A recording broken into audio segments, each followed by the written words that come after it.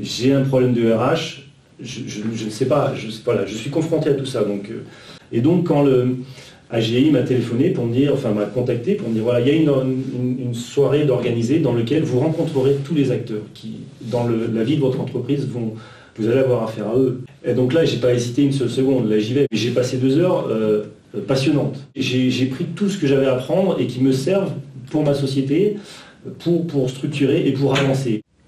Oui, donc là, on entre un petit peu dans l'originalité de ces manifestations. C'est quelque chose d'assez exceptionnel, je crois qu'il n'y a pas d'équivalent en Rhône-Alpes ou en France d'ailleurs, d'avoir autant d'institutions réunies qui sont effectivement, comme disait ma collègue Edith, des partenaires de l'entreprise au quotidien, qui sont vus souvent sous l'angle répressif et qui se présentaient ensemble en une soirée pour parler d'une seule voix en tant qu'acteurs permettant d'aider l'entreprise soit dans ses phases de difficulté, soit dans ses phases de développement. Et puis surtout, établissent un contact positif vers les entrepreneurs, avec notamment remise de documents écrits, avec les coordonnées, les contacts des institutions ou des financiers. Qu'auparavant, on avait chacun son champ de compétences. Et là, au niveau de ces manifestations, on a joué la complémentarité. On a écouté les autres acteurs et on s'est inséré dans le maillage en apportant sa compétence sur une thématique bien précise. Après, on a exploité les questionnaires individuels qui ont été remis pour ceux qui ont exprimé une attente, un besoin. Donc ces questionnaires ont été partagés entre les intervenants en fonction des demandes. Et les organismes en question ont rappelé l'entreprise qui posait une question. Et le contact individuel a été pris et les réponses ont été différentes selon les cas. Soit rendez-vous diagnostic, soit accompagnement, soit simplement une information. Sur le plan des résultats, moi je mettrais plus l'accent sur le qualitatif. Le quantitatif, on est sur 250 entreprises. Il faut quand même retenir la nouvelle manière de travailler entre nous, le fait de créer une manière de présenter notre offre de service qui est un peu plus dynamique et je pense qu'il y a des liens qui seront faits vis-à-vis des entreprises. Nous ferons les liens plus facilement et ce sera plus réactif.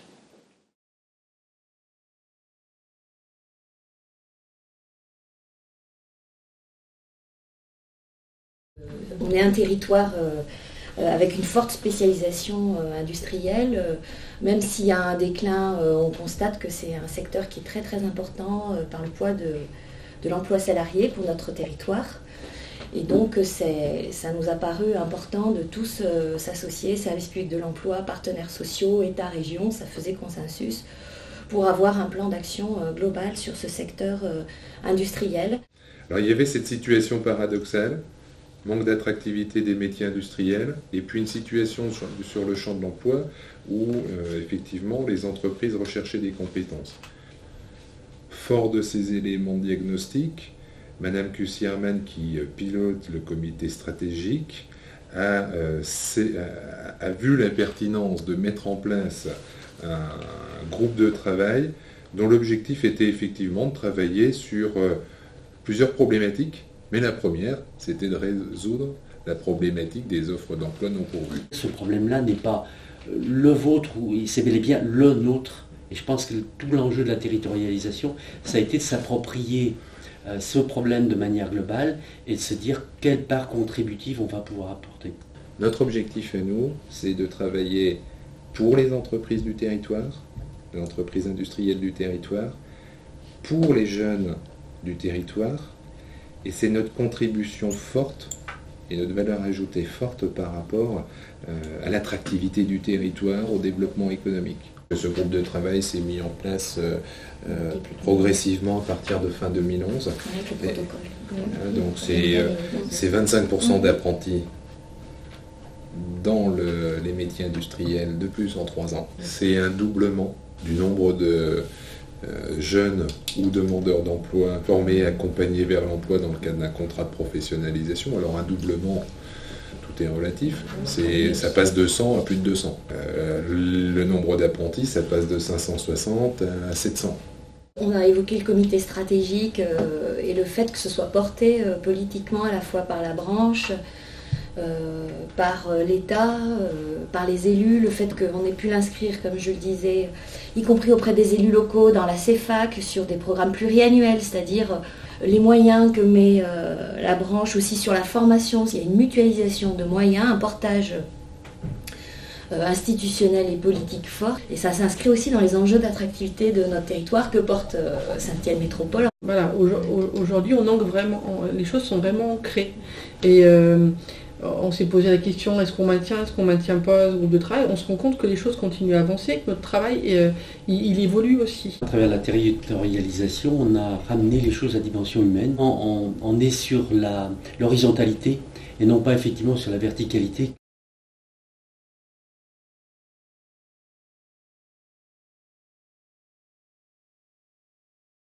La genèse du projet, effectivement, part d'un constat, c'est qu'on arrivait dans une période où le CERN allait avoir une forte montée en puissance en termes d'activité. Donc tous les acteurs économiques liés à l'emploi sur le territoire connaissaient l'existence de ce besoin personnel qui allait être très important. Nous, en tant qu'acteurs de l'emploi terrain, effectivement, nous avions remonté une forte augmentation des besoins personnels sur les métiers de l'électricité et de la mécanique, qui sont, on va dire, les deux gros pôles.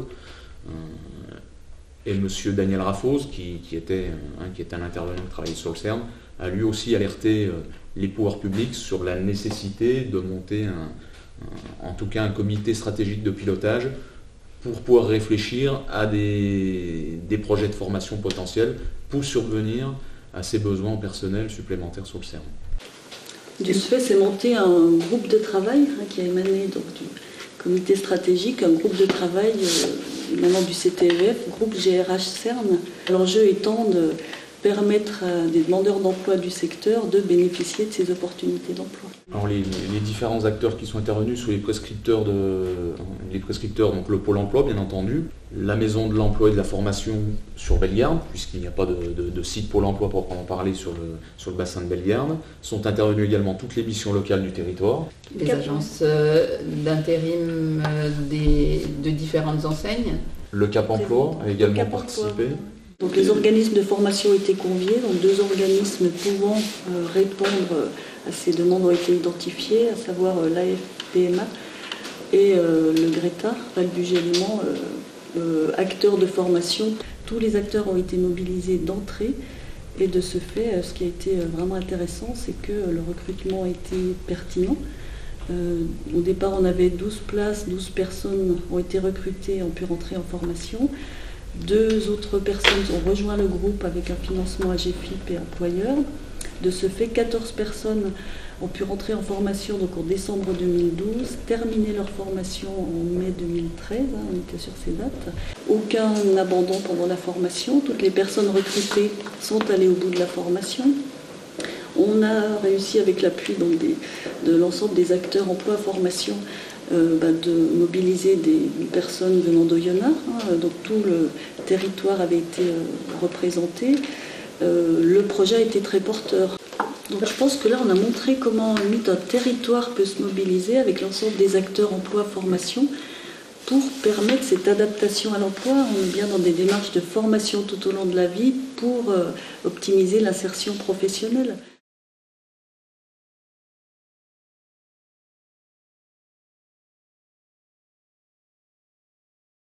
Alors l'origine, ça part d'un diagnostic à la fois territorial mais aussi départemental.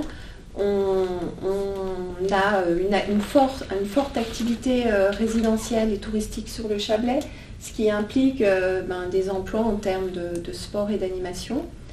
On avait un manque sur le département, il y avait énormément de besoins. Donc, ce qui fait qu'en s'appuyant avec Sport Léman, ça a été donc tout de suite un projet qui a été validé. L'avantage de cette territorialisation, ça a permis de mettre en lien l'ensemble des acteurs qui sont concernés par le sujet. Et là est la plus-value du dispositif. Ça a permis une clarification et un lien entre différents acteurs, à la fois au niveau des collectivités territoriales et collectivités publiques, État, région et communes. C'est comme ça. Les organismes de formation, le secteur associatif, les organismes paritaires collecteurs et les prescripteurs, Mission Locale, Pôle Emploi et autres, qui permet du coup une coordination de tous ces acteurs. Un des avantages aussi pour nous d'être associés à ces acteurs, c'est un gage de confiance. C'est réciproque, c'est-à-dire que nous aussi, ça nous permet de davantage connaître les partenaires du territoire. L'offre de formation sur le territoire du Chablais et la Haute-Savoie, si on est plus large, va s'étoffer à l'horizon de la rentrée 2014-2015. Les différents contrats qui vont être mis en place seront cofinancés par l'OPCA, HFOS PME pour les clubs de sport et par les collectivités en direct s'il s'agit de postes en collectivité. Et les perspectives, c'était, et on l'a fait en 2013, c'était de travailler avec la ZTEF voisine du Genevois, et c'est ce qu'on est en train de faire puisqu'on a un projet de manifestation sportive Genevois-Chablais dans lequel tous les partenaires qui seront là, ont légitimité à s'associer. La territorialisation a également permis d'amener de la cohérence dans les choix d'actions de formation qui sont proposées au public. Et puis je pense aussi une puissance parce que les forces de chacun sont mobilisées vers un même objectif partagé et ce qui renforce l'impact de l'action.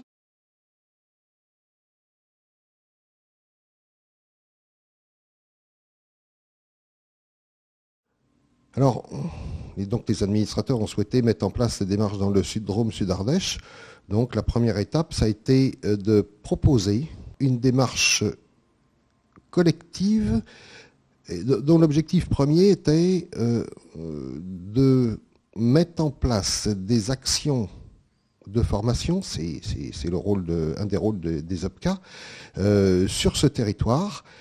Et très vite, on a découvert, je dirais, en souriant, que au-delà des actions de formation, il fallait mettre en place tout un réseau de partenariats pour développer les approches emploi-compétences des salariés. L'approche simplement formation était trop réductrice et que l'on devait associer à notre démarche d'OPCA l'ensemble des acteurs de l'emploi et de la formation. La territorialisation, déjà, effectivement, lorsqu'on a vu cette action arriver sur nos territoires, on s'est dit que Sud-Drôme, Sud-Ardèche, c'était déjà des territoires qui avaient des caractéristiques communes. C'est comme ça qu'on l'analysait de chaque côté du Rhône, que ce soit du côté direct ou du côté CTEF. Et donc, effectivement, il nous est venu assez rapidement l'intention de travailler en inter-territoire, et donc en associant la double composante État-région. Déjà, ce qui est intéressant, c'est de voir le mariage des différentes politiques. D'abord celle de l'État, de la directe, qui a soutenu le lancement de cette GPEC territoriale par Unifaf. On a pu ensuite, on parlait de formation tout à l'heure, là aussi marier des dispositifs financiers, puisque les deux CTEF, sur l'enveloppe qui est allouée par la région, ont réservé une part cofinancée à 50% par Unifaf pour des actions pour les publics cibles de la politique régionale, à savoir les salariés dits fragilisés. Donc ça a permis de cofinancer 4 actions pour en tout 290 personnes, 290 places en tout cas. Effectivement, et j'y pense, ça fait partie aussi des résultats, cet effet d'entraînement qui a eu effectivement sur un certain nombre d'autres dispositifs et de partenaires. Donc on a un effet d'entraînement qui est aussi à mettre à l'actif, je dirais, de la démarche.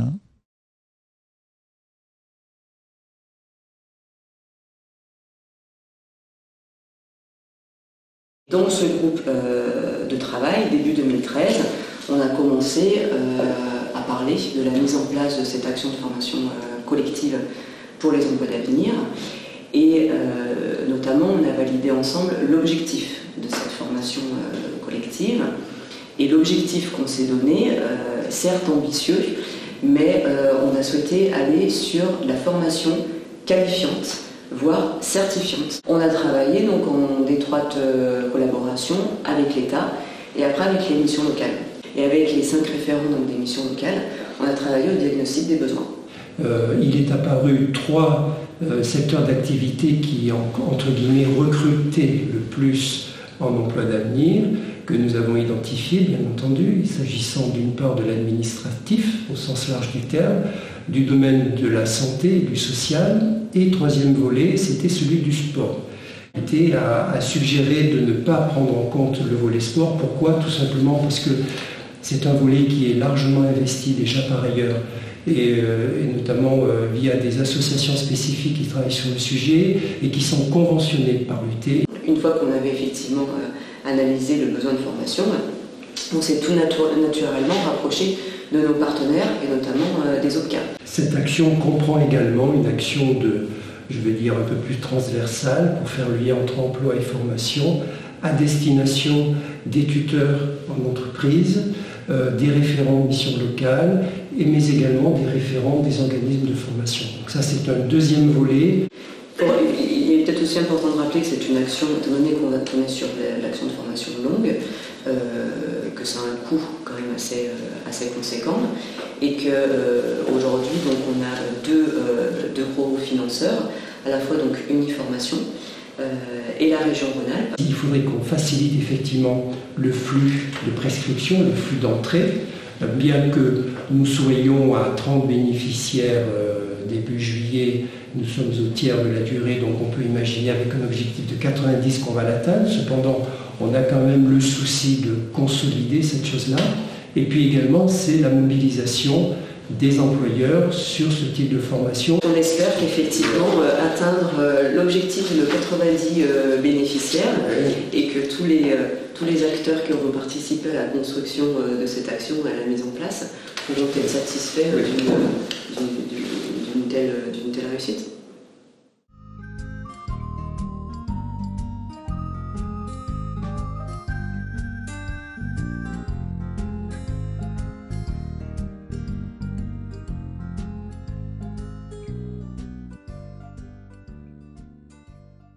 Donc la région Rhône-Alpes nous a proposé au niveau du CTEF de réaliser des rencontres. Donc ces rendez-vous participatifs se sont tenus à Moutier. Donc elles se sont tenues avec 3 ateliers. Dans chaque atelier, il y avait des élus, un mélange élus, salariés et entreprises. Et c'est le lieu du CTEF où là, on rassemble tous les acteurs et ça permet en tout cas d'avoir un échange extrêmement probant. Donc oui, ces rendez-vous participatifs, notamment celui du 13 novembre, a permis de renforcer un peu notre volonté de travailler plus en commun, voilà, si je pourrais m'exprimer. Donc pour mettre en place le plan d'action, bien entendu, on a hiérarchisé, on a sorti 1, 2, 3 actions. Ce qui est intéressant sur les structures comme le comité stratégique ou comme le comité de bassin d'emploi, c'est qu'on a l'ensemble de la société qui se trouve dans ces structures. Et là, ce qui est intéressant, c'est qu'on arrive à discuter entre syndicats de salariés, entre responsables d'entreprises, entre élus, et dans ces réunions, ce n'est pas de la confrontation, c'est vraiment de la discussion. Et on arrive à avancer sur des choses concrètes. La structure comme le CTEF, ce qui est important, on l'a dit tout à l'heure, c'est déjà de se connaître. Premier point, se connaître. Après, le deuxième point, c'est important, c'est de s'écouter par rapport aux problèmes de chacun. Troisième point, c'est de se comprendre aussi. Et le quatrième point, c'est d'aller tous dans le même sens. Parce qu'avant, c'était la région d'un côté, l'État de l'autre. Donc ça, c'est déjà super important.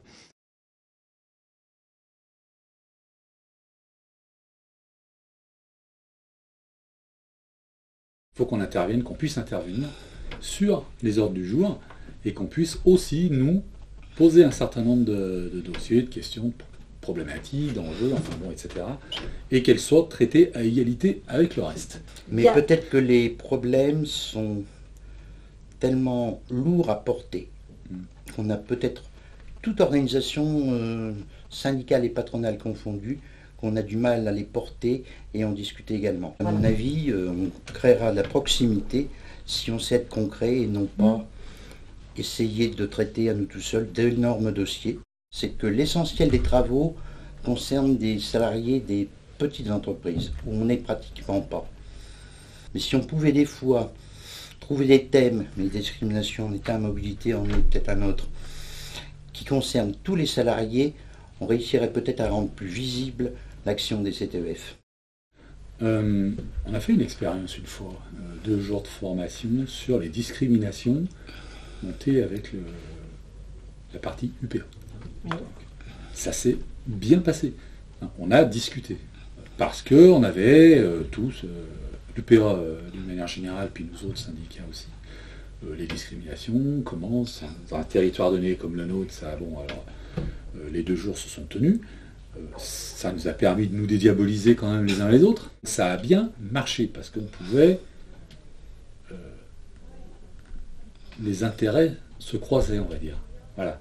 Depuis, c'est pas ça. Enfin, je veux dire, la qualité, ce qui a pu avancer à un moment donné, est resté un peu en friche. Tumulte, il faut être clair, hein. Ça n'empêche pas d'essayer de faire avancer ce qui peut l'être.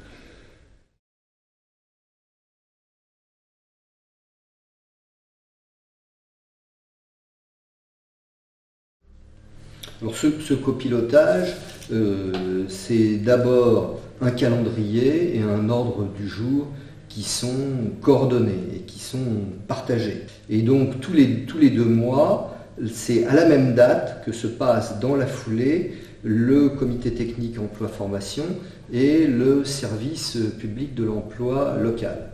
Ce qui est important dans le copilotage, c'est qu'on respecte aussi la part égale. Il ne faut pas qu'il y ait un qui supplante l'autre. Il faut voir aussi que le jour de la réunion, ou quand il y a un jour de réunion, que ce soit un comité stratégique ou un comité technique, il s'est passé énormément de choses avant et il se passera pas mal de choses après. Les dialogues de gestion, par exemple, que nous avons demandé qu'ils soient le plus commun possible entre les services de la région et les services de l'État. Dans le CTEF, on peut exprimer une difficulté, une réflexion, une proposition. Et du coup, c'est tout ce travail de malaxage avant et opérationnel après qui donne aussi une certaine qualité à la réunion. Je pense que c'est difficile pour les partenaires sociaux d'être dans un comité stratégique. Il est légitime pour des instances représentatives, et elles le sont au premier chef. C'est quand même difficile d'imaginer la stratégie d'un territoire. Ça demande peut-être une habitude, ça demande peut-être aussi une disponibilité. Sans l'implication des patrons d'entreprise, des chefs d'entreprise et leurs représentants, eh ben, ça n'ira pas plus loin. Je parle d'actions en particulier qui sont basées sur un accord paritaire. Nous, ça nous manque beaucoup.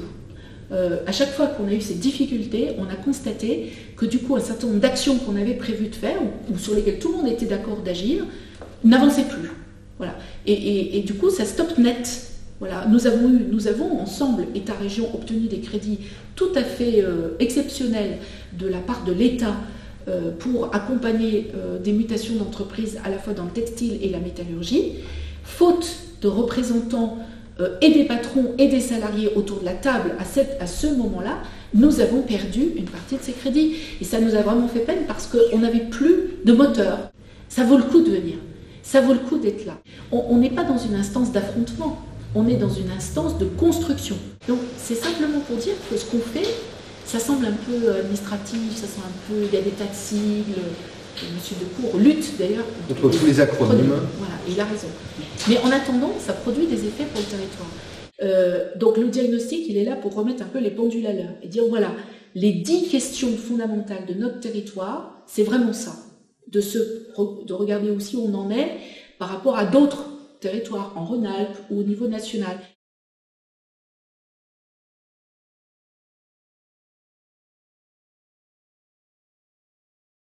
Je pense que l'enjeu, c'est bien de mobiliser tous les acteurs, tous les partenaires. Pour les pilotes, il s'agit de contribuer à cette mobilisation. Et pour ça, je pense qu'il faut être convaincu déjà de l'intérêt de la démarche, de l'intérêt de cette gouvernance. Il faut effectivement, ça implique d'éviter ce qui peut être une tentation, de rester sur ce qu'on maîtrise mieux, de rester entre soi. Et je pense que c'est le risque principal parce que ça affaiblit la portée des actions de tous. Il faut aussi, je pense, éviter le risque qui serait l'extrême inverse, où tout le monde s'occupe de tout, où on a des grands messes qui sont finalement peu opérationnels. Les deux copilotes, nous sommes issus de structures qui ont des fonctionnements différents, et des méthodes qui sont à confronter. Ça permet à chacun justement de se confronter à d'autres façons de travailler, à d'autres façons de communiquer.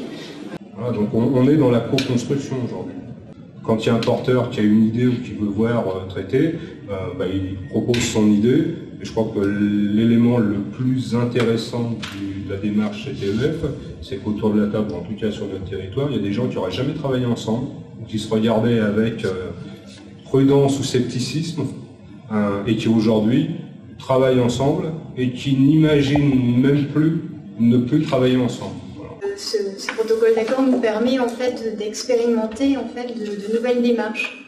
C'est-à-dire qu'il y a à la fois le descendant, mais là on a en fait un outil qui nous permet d'expérimenter au niveau de certains publics cibles. Où il a fallu que du coup on trouve les moyens d'associer les partenaires sociaux, y compris dans les groupes techniques, ce qui n'était pas prévu dans le protocole. On a une commission GPEC où les partenaires sociaux sont conviés, reçoivent les ordres du jour et sont avec les consulaires, les OPCA. Donc du coup, on a dû inventer une forme un peu plus souple de protocole. On est parti du principe que tous ceux qui étaient au comité stratégique pouvaient aller au comité technique et pouvaient aller dans le groupe de travail. On estime que c'est fondamental.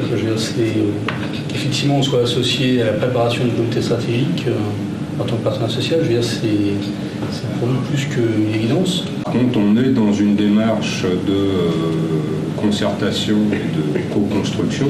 Il faut aussi que les services généraux et centraux de la région acceptent cette pratique de territorialisation. Effectivement, je pense que l'investissement des copilotes, on voit vraiment que ça fait venir du monde, qu'on voit des personnes qui sont impliquées, qui sont à l'écoute. Donc les acteurs pour qui on travaille, et puis les publics en dernier ressort, en fait les acteurs savent qu'ils peuvent proposer des actions et qu'ils sont entendus. Donc ça, je pense que c'est une clé de réussite.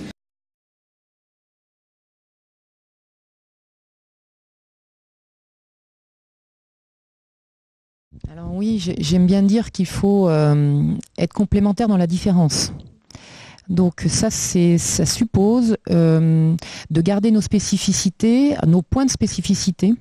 C'est important d'avoir les champs de contraintes, les champs de compétences, les marges de manœuvre que l'on a, la méthode, les dispositifs qui sont répartis dans l'État et la région.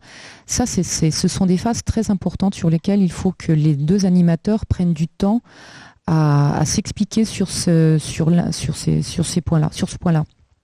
Une fois que la méthode est bien intégrée, la méthode de travail sur le territoire, c'est effectivement de suffisamment échanger avec le partenaire, l'autre animateur, pour bien comprendre là où ils pourront, en fonction de chacun, être complémentaires et agir ensemble de manière coordonnée, de la manière la plus efficace possible. Après, ce qui est important peut-être, c'est arriver à distinguer les moments où on a des zones à travailler ensemble et les moments où on a notre institution propre.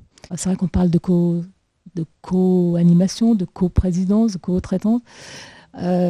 C'est important, le co. On fait ensemble, ensemble. Alors, est-ce que c'est un gage de réussite? En tout cas, c'est ce qui permet d'avancer. C'est pas, on n'a pas d'intérêt à pas travailler ensemble, ou on a tout intérêt à tout faire ensemble.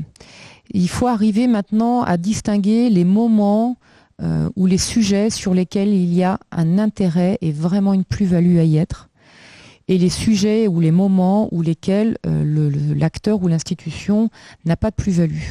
Ce qui veut dire qu'au cours de l'année ou au cours des années, il y a des acteurs qui seront plus ou moins prépondérants à des moments, selon les sujets, selon les périodes.